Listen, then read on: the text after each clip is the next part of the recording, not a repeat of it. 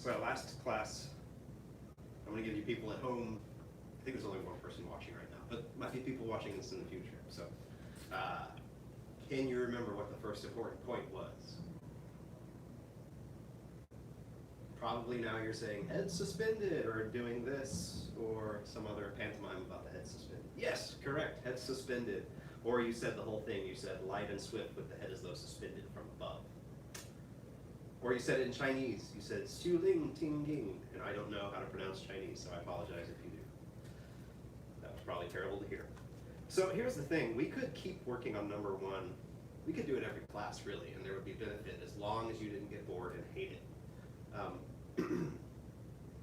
But in the interest of both working on Tai Chi and keeping ourselves entertained, let's go on to the second one now. We may come back and revisit. There are more classes than important points in this unit, so we will revisit some of them.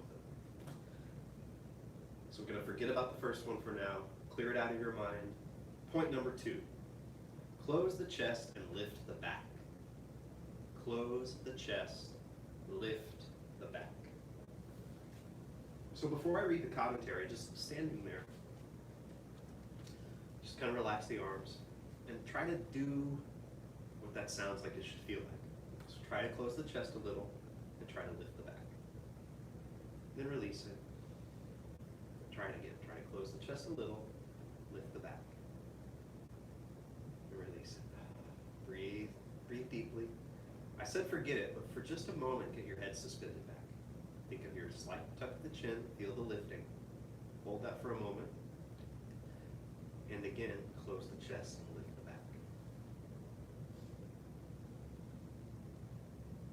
And release. So everyone does this a little differently. When we try to close the chest, there's different places we can move from. That's probably a grammatical error, but there are different places from which we can move. And I could just try to pull the shoulders in, my neck might even get involved. And try to not do that. So let the shoulders relax, keep the neck out of it. Actually do this, take like your knife hand, we call this the knife hand, and the point of the knife, push it gently into your own sternum, or up against your own sternum. And let the shoulders be open for a moment, and push there and feel what it feels like. And then see if you can close the chest, feeling a hinge kind of move right where your sternum is. Let it go back out. Push it in, see if you can close and feel a hinge right there. In class, normally, I would let you feel this on me, because you can feel it on someone else, and you're kind of like, oh, there's really something closing in there. Maybe you can feel it on yourself already, right? So that slight little, it's a little thing, but Tai Chi, there's often little things happening in parts of the body that create leverage that's bigger out in other parts of the body. So that's one degree of closing the chest, lift the back. And then the other part is lift the back. Like, that sounds strange, like, how do you get the back up there? Think of lifting through it. Yeah, let's hear their commentary. They probably say it better than me. Close the chest means the chest should be slightly inward or concave so that the chi will sink down to the dantian. And it's not obvious, I think, why that would be true, but just kind of put a little trust in it for now and think of if you close the chest, you might be able to feel some sensation sink more to the dantian. Avoid sticking the chest out. If it is sticking out, then the chi will rush to the chest. The upper part of the body will be heavy and the lower part light, or the center of gravity will be too high and the root will be lifted up. So if you picture something top heavy like an ice cream cone, if you picture something bottom heavy like a mountain, which is more stable. Lift the back so the chi will stick to the back. If you are able to close the chest, then you will automatically be able to lift the back. So there's a connection between the two. If you're able to close the chest, then you've already made some progress on lifting the back. If you are able to lift the back, then the strength will be able to come from the back. And this way you will find no opponents. When they say you will find no opponents, what they're saying is basically you're going to beat everyone you challenge and push hands. I would give it some time before you believe you can do that. But what do they mean the strength will be able to come from the back? What does that mean, the strength will come from the back? Wow, I'm using up all our practice time, that's sure. Quick version of what, do you have a question about that or no? Okay, so quick version of what that means is, when I do the chest concave. There's no single muscle or bone connecting across the back to use the back as a unit. But when I do chest concave, I start to create this sort of imaginary connection behind there, which the bracing horse is a great example. That connection across the back, you can feel it connect into the arms. And then that same feeling of connection across the back goes throughout all your postures and all your moving the body as a unit, right? So, I don't know, I'm probably saying too much about it. Let's try to feel it. Let's do the whole first section, and your challenge, should you choose to accept it, is to forget about head suspended and only think of close the chest and lift the back.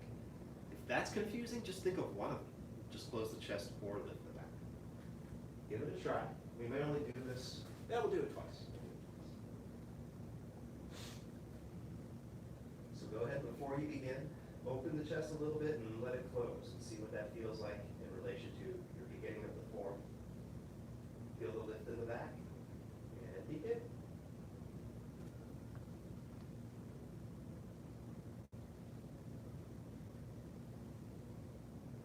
Try to move with me. I probably won't say many names. I'm going to be focusing mainly on my own. Close the chest, lift the back.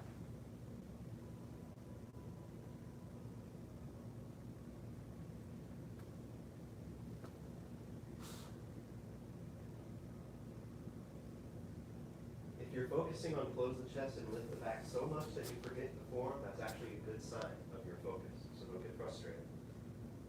Congratulate yourself. Okay, I was focusing on it so much that I forgot my sequence.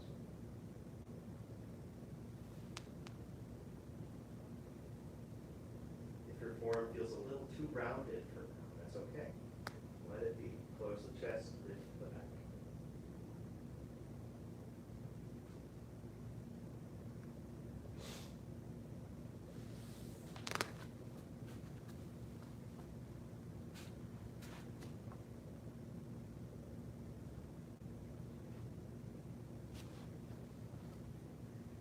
Did you feel it there? What about there? Lift the back. Close the chest, lift the back. Going to our brush and push section. If you're wondering about sequence, do an extra effort to close the chest, lift the back. Your arm may not open as wide, it's okay. Let it be a little different. Close the chest, lift the back.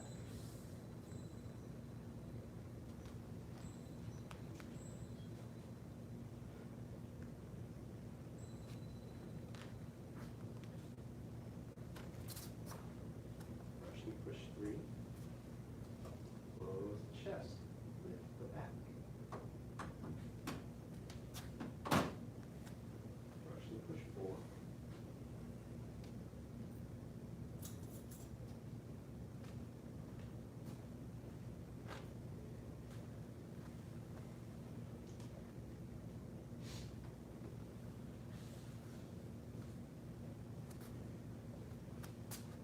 Last brush and push into hidden hand punch. I'll feel the back lift. Feel the chest stay closed.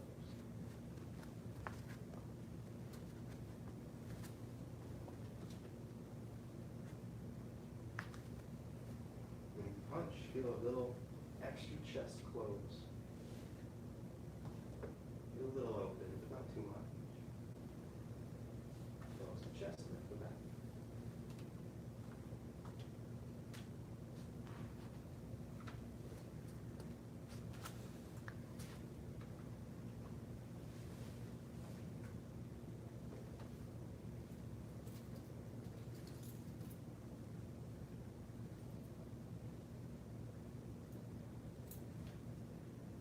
And release.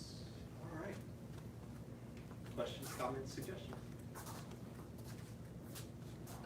got a little focused on trying to do the moves and kind of forgot about Congratulations. close the chest, close the back of the middle of the brush and push section. So I felt like I wasn't succeeding at either.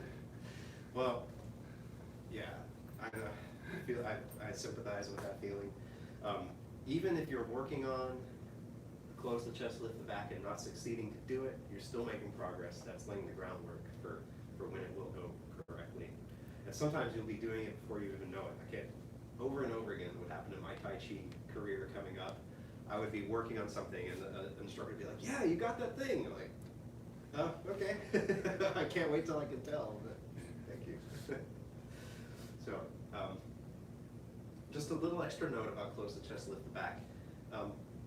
It has the effect of keeping you from disconnecting your arms as much. I don't know if you felt that at all, but it keeps me from letting my arms go off and do their own things. And it makes me move them more as part of the unit of the body. You know, added side effect for it. It's not a side effect, it's part of it. Just another aspect. Let's go ahead, go one more time. Let's do the whole thing. Close the chest, lift the back. Oh, a little extra, another note. See if you can feel the closing of the chest take effect in guitar, especially. You feel it might open the hinge just a little bit, and then see if you can feel the action of guitar come a little bit at least from close the chest, lift the back.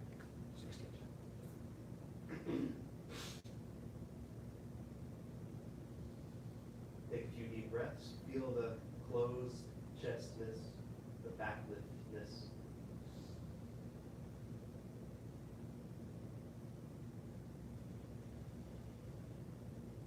Begin.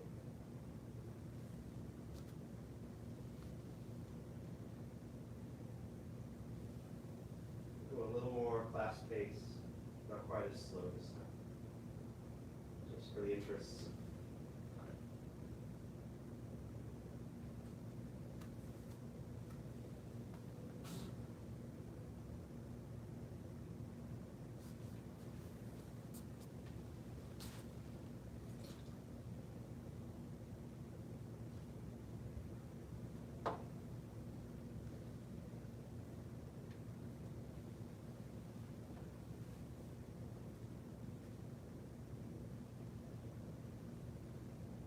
Remember to close the chest and lift the back.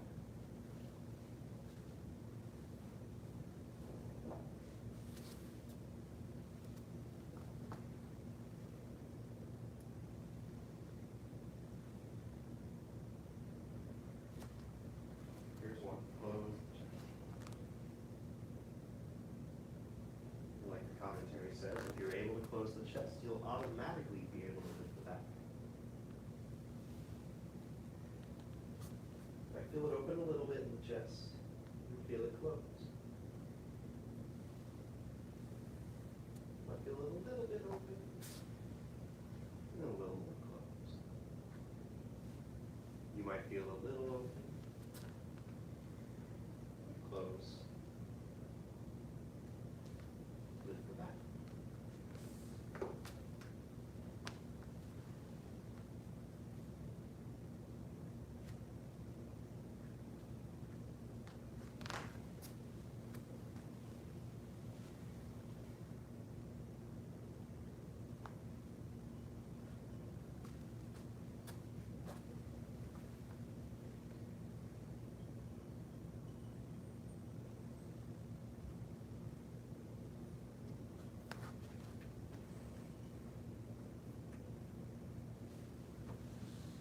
Last question.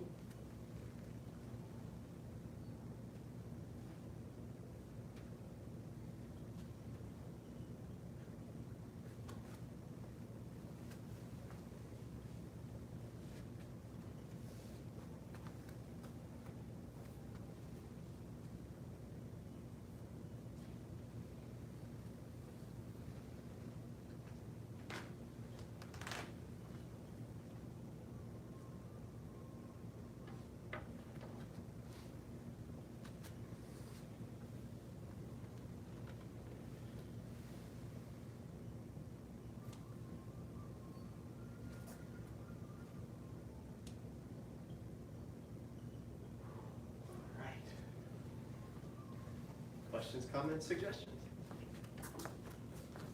Okay, send them in if you have them. We'll keep going through these. Okay. Let's bow out our black sash straight. Path of self-mastery requires a creative spirit. A creative spirit has no self-doubt. I think that's the right one. Yes, sir. I believe it was the one. what we did last time. Yes, sir. Path of self-mastery requires a creative spirit. A creative spirit has no self-doubt.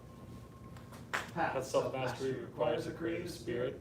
A creative spirit has no self-doubt.